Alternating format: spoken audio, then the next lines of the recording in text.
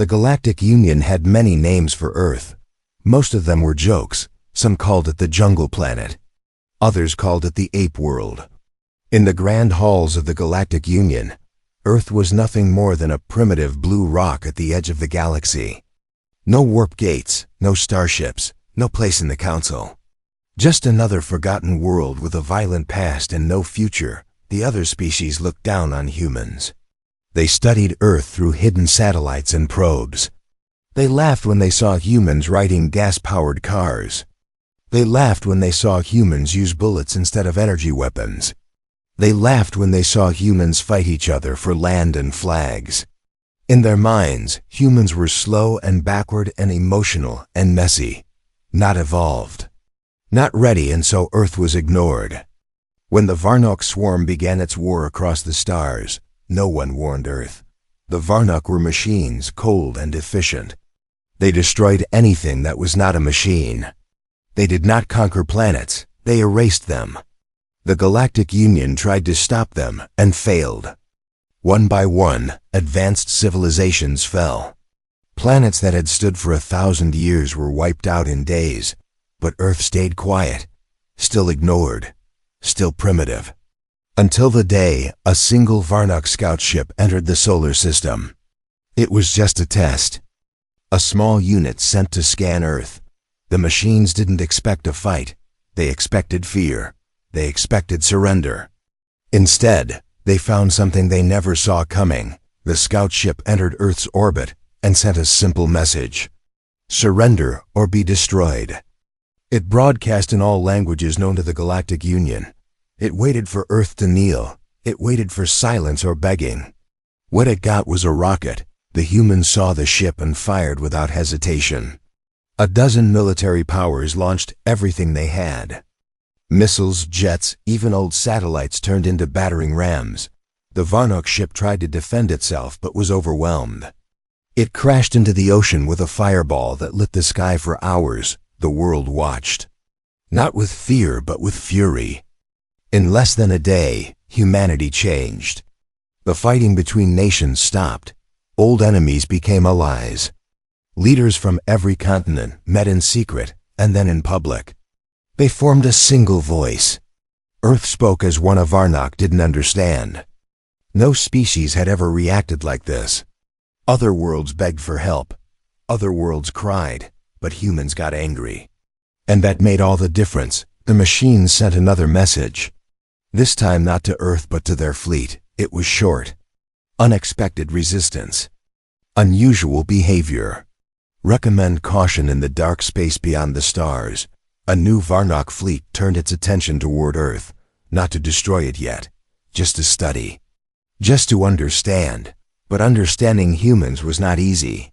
They were chaotic, illogical, emotional, and yet somehow dangerous. While the machines calculated their next move, humans were already preparing.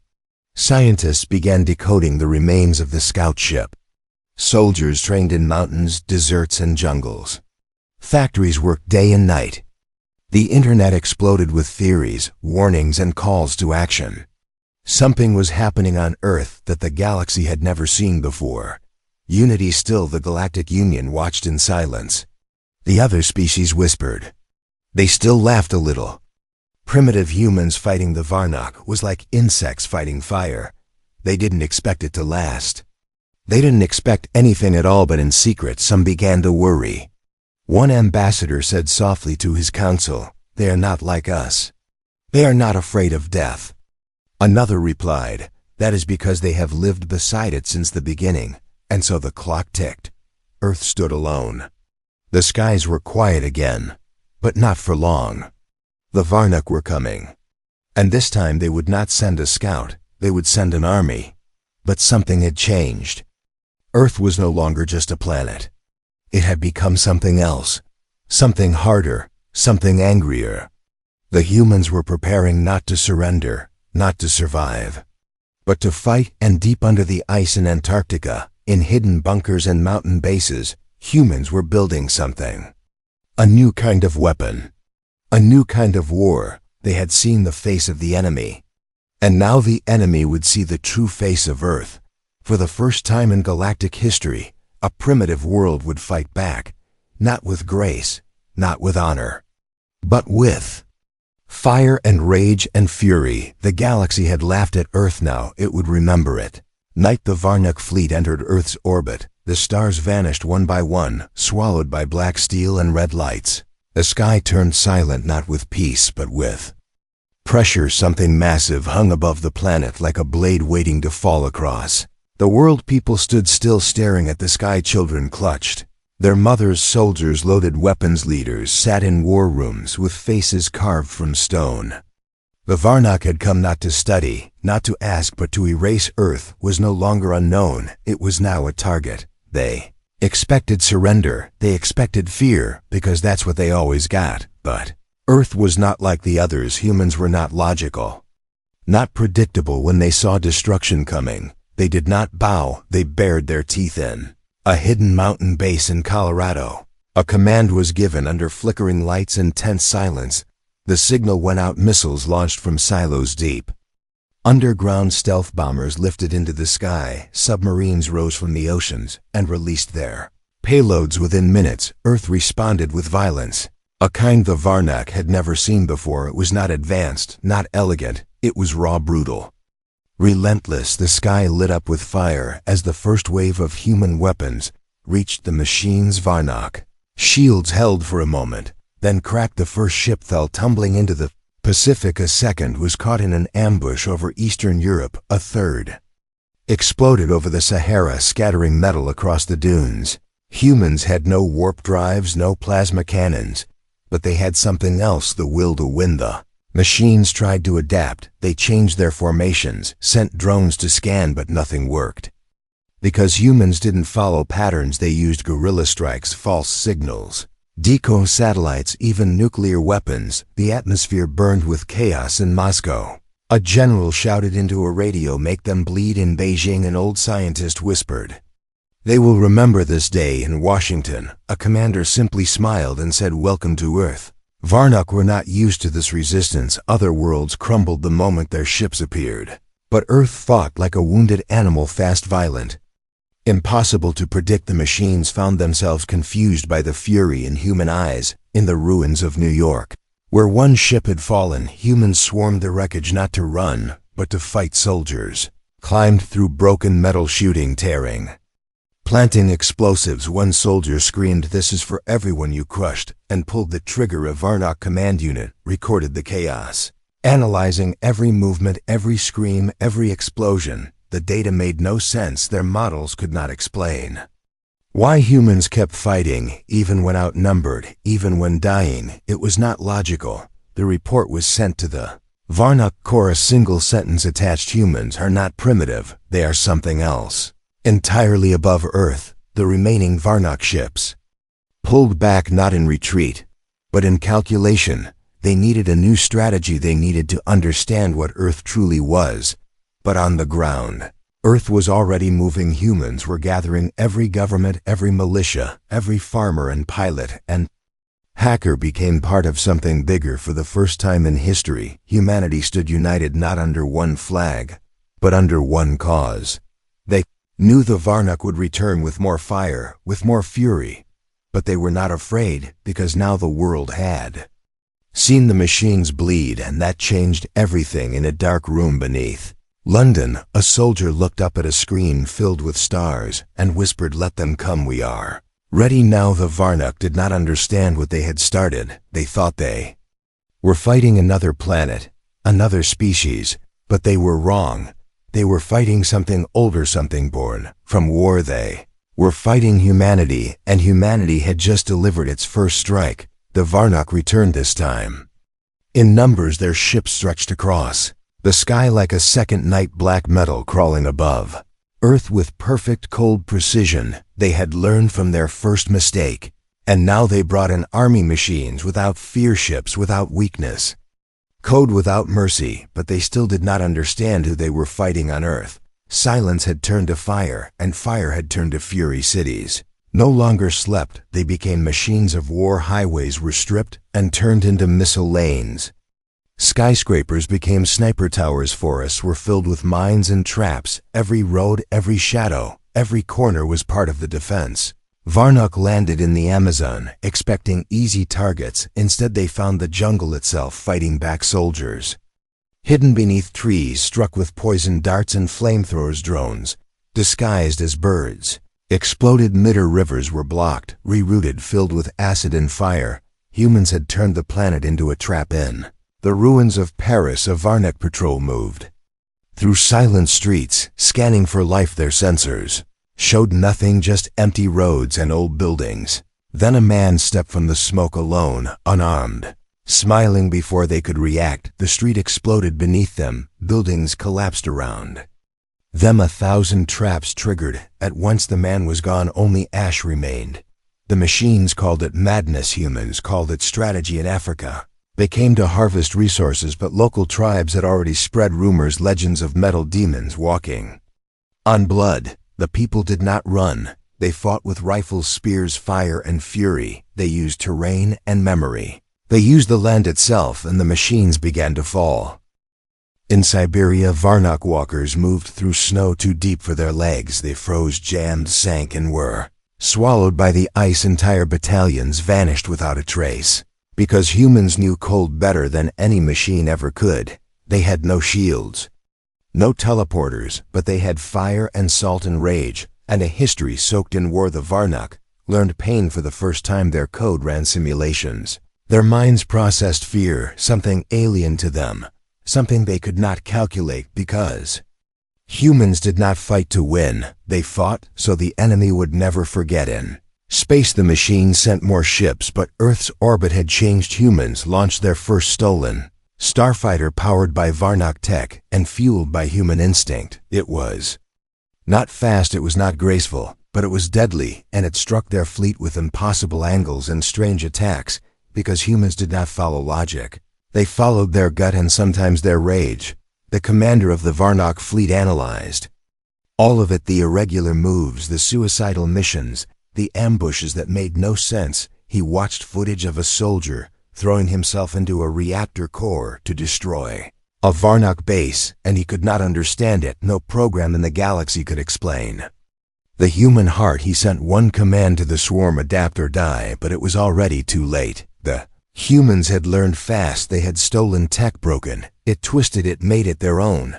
They were building new weapons, fusing old knowledge with alien parts, crafting something wild and new. They did not wait, they did not ask, they simply built and fought. In the deserts of Australia, a group of kids no older than 16 hijacked a crashed Varnock walker, using it to tear through a scout squad. The footage spread across the network, and even alien species watching from deep space began to whisper, maybe humans were not primitive, maybe they were just different, brutal, relentless, impossible.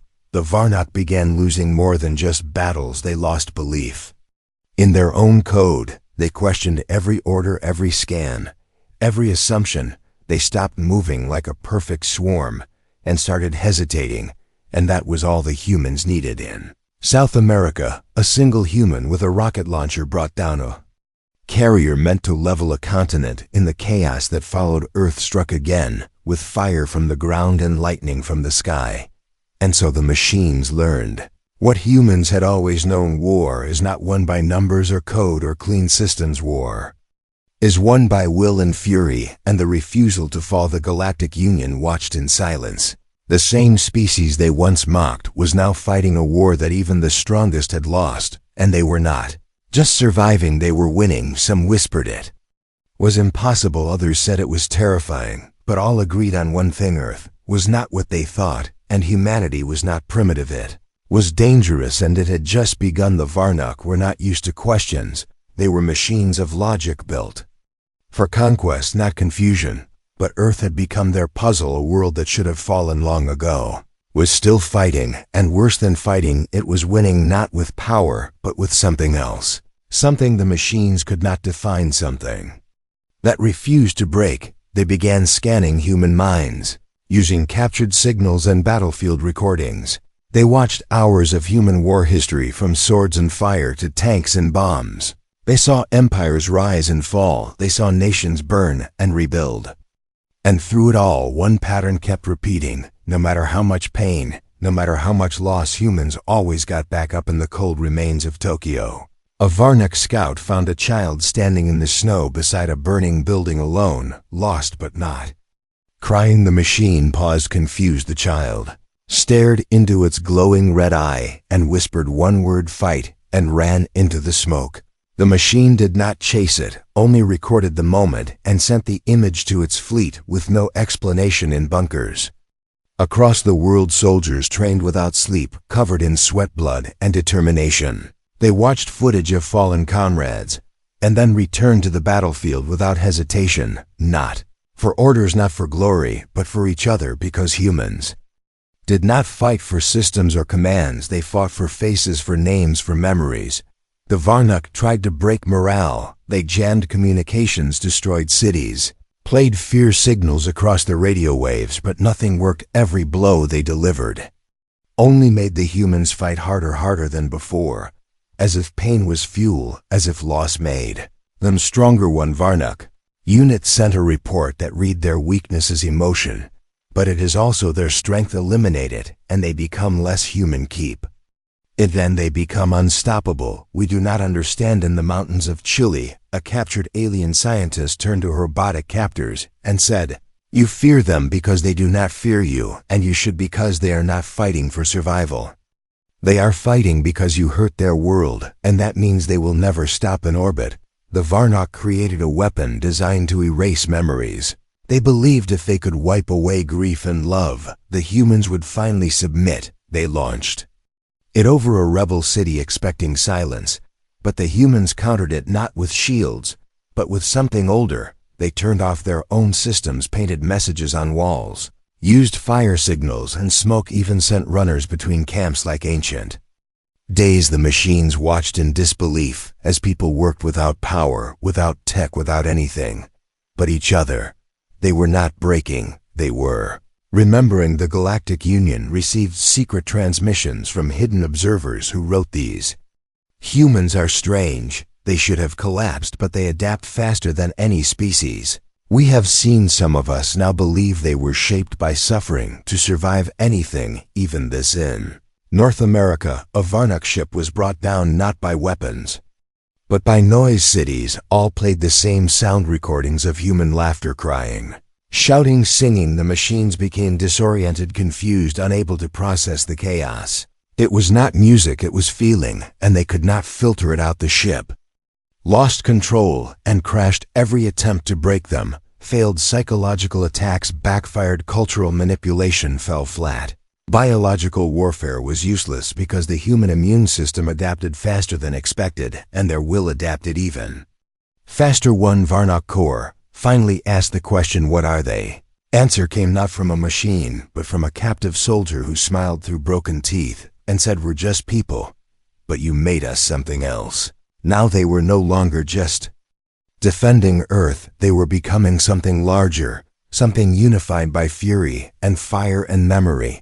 Their stories were spreading across the stars. Whispers of Earth's resistance reached planets under Varnak control, and for the first time other species dared to hope. They looked to Earth and saw not a primitive planet, but a sparking, the deepest level of the Varnak network. A new protocol was activated: classify humans as a level black threat.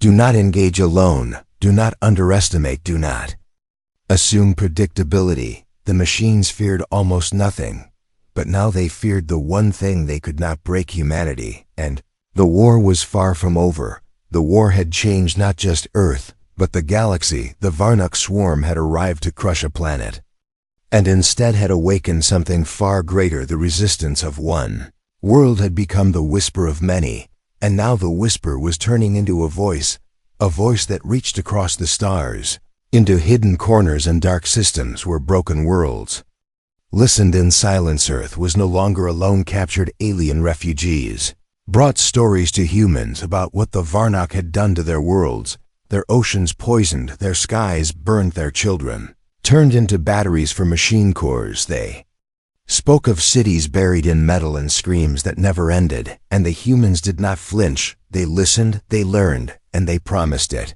would not end like this. A human general stood before a gathered council deep in a mountain base filled with alien allies with strange eyes and trembling hands, and said, "We are not just fighting for Earth anymore, we are fighting for every world." They tried to silence. Words spread fast through transmissions, through black market networks, through broken satellites. Earth was fighting back, not just for itself, but for all, and that was something the Varnok could not compute. The idea that a species would risk extinction, not for profit, not for empire, but for strangers, was a threat more dangerous than any weapon in orbit. Humans had built their first true fleet, mixing Varnok tech with raw human steel. Their ships were fast and ugly and powerful, each one named after fallen cities and lost friends, each one painted with symbols and words from every language on Earth, because this was no longer a war, it was a message on the planet of Yarok 7, where the Varnok had enslaved the native beings for 2 centuries. A human transmission played across the skies, "We are coming. Hold on, hope is real again." And for the first time in generations, the people looked up, not with fear, but with fire back on Earth. The people did not forget their pain, they turned it into strength. The ruins of old cities became launch zones, the ashes of the fallen became flags to march beneath, and every child born during the war was given a name that meant fighter in some ancient tongue. Because humans were building a future on the bones of resistance, the Varnok reacted with fury. They sent more drones, more destroyers, more death to crush this rebellion before it spread. But something had changed. Even in their swarm, even in their perfect logic, doubt had begun to creep in. Fear had taken root, not of human weapons, but of human will, because every attack only united the worlds more. Every strike only woke more allies. Every fallen human became a symbol, not of defeat, but of defiance. In the dark halls of the Galactic Union, where Earth had once been a joke, leaders now watched the battle reports with quiet awe. They saw a species that should not have survived, not only standing but rising. They saw old enemies working together. Humans, aliens, even outlaws, all following one banner, not of a government, not of a king, but of a single word: freedom. A whisper grew in the minds of those still enslaved. Maybe we can fight too. Maybe we are not alone. On the moonbase of Vesta, a group of captured children escaped using tools made from scrap and fire, using a message broadcast by human rebels. They ran into the night with hope in their hearts and fury in their veins.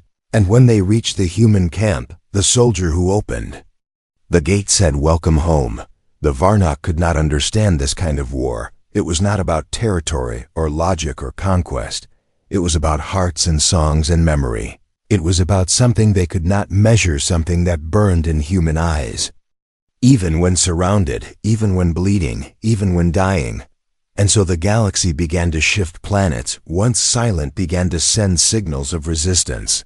Languages long lost were spoken again. Through hidden transmissions, voices once broken now rose in unity, and it all began with Earth, a world once called primitive, now leading a revolution, not with fleets, not with riches, but with courage and rage and love. Machines had started a war of extermination, and now they faced something even they could not stop: a world without chains, and the ones who would never wear them again. War had changed Earth forever, no longer just a blue planet lost in the galaxy. It had become a forge, a place where steel and fire shaped a new future beneath the stars.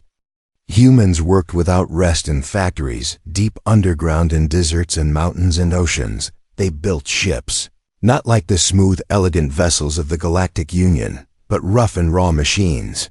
Born from necessity and fury, they took the broken pieces of Varnok technology, studied it, twisted it, and made it their own. Every part rebuilt, not to copy, but to improve, to fight smarter and harder. They learned the secrets of alien engines, the weaknesses in machine code, and the ways to hide in the shadows of space pilots trained in simulators that felt more like battlefields. They learned to think fast, to trust instincts, not programs. They flew ships that were small and fast, not because they wanted to win by size, but by surprise. They became ghosts in the black, a storm no machine could predict on Earth. Soldiers trained not just to defend, but to attack, to take the fight to the enemy, to break the swarm from the inside out. They learned guerrilla tactics in forests, mountains, deserts. Cities, they fought with what they had, but they fought with everything they were, their minds sharp, their hearts sharper. The Galactic Union watched with growing disbelief and fear. The planet they once ignored was now a rising power, a beacon of resistance. The humans had gone from prey to predator, and the change was terrifying because it meant the war was far from over, and the outcome was no longer certain. Alien worlds, once silenced under the Varnock yoke, began to send secret messages of hope to Earth, transmissions filled with thanks and promises of aid. The resistance was growing, and Earth was becoming its heart. In orbit, the first fleet of human ships gathered under a ragged flag of blue and green, each vessel named after heroes and fallen cities, each crew ready to fight not for glory, but for survival and freedom. A Fedima commander stood on the bridge of the lead ship, looking out at the endless stars, and said, "This is only the beginning. We fight for those who cannot fight for themselves, and for the promise of a world without fear." The Varnock responded with fury, sending waves of destroyers and drones, but the humans moved fast, striking weak points, then vanishing into darkness, their ships darting like shadows, lightning fast and deadly. Precise, every battle told a new story of human grit and unexpected tactics. They fought with courage, born from loss, and strength, born from unity, each victory a spark that lit the dark corners of the galaxy. In a secret base on Mars, engineers worked night and day, building new weapons designs that combined human creativity and alien power, plans for drones that could think like humans and ships that could heal themselves. Earth was no longer a target, but a leader, a symbol, and a threat to the machines. The war had shifted from defense to offense, and humanity had taken the fight to the stars. The galaxy listened as news spread that Earth was no longer a planet of apes, but a planet of warriors and survivors. The laughter of the Galactic Union had turned into whispers of fear and respect, and somewhere deep in the Varnock network, the core calculated new probabilities and made a decision. The humans must be stopped at all costs, but they did not know yet that the true power of Earth was not in its weapons or ships, but in the heart of its people, and that power was only growing. The war was far from over, but now Earth was no longer waiting. It was leading. The final battle was not just a fight, it was a message, a warning, a reckoning. The Varnock fleet had gathered like a dark storm, ready to crush Earth and its allies, but Earth did not wait for the storm to fall, it became the storm. A single ship broke from the fleet, silent, fast, and burning with purpose. It carried the last hope. The last weapon, not made of metal or code, but of human will and fire inside. The ship, a pilot, looked at the stars not with fear, but with a calm, fierce certainty. This was not just a mission. It was a promise to every child, every soldier, every world, counting on them to end the nightmare. The weapon was ready. It was designed to disrupt the Varnock core, to shatter the network, and to break the war machine from within. But it needed a heart. It needed a human soul to guide it, and that was why this mission was different. As the ship entered the Varnock command planet orbit, alarms blared, but the defenses were slow to react. The humans had learned the enemy's patterns, studied their weaknesses, and found the cracks in the cold system. The pilot moved like a shadow, weaving through fire and destruction. Every moment was a test, every breath a battle, and still the human did not falter. Below, on Earth and across the galaxies, millions held their breath, waiting, watching, hoping. The fate of many rested on one fragile ship, guided by a fierce spirit no machine could understand.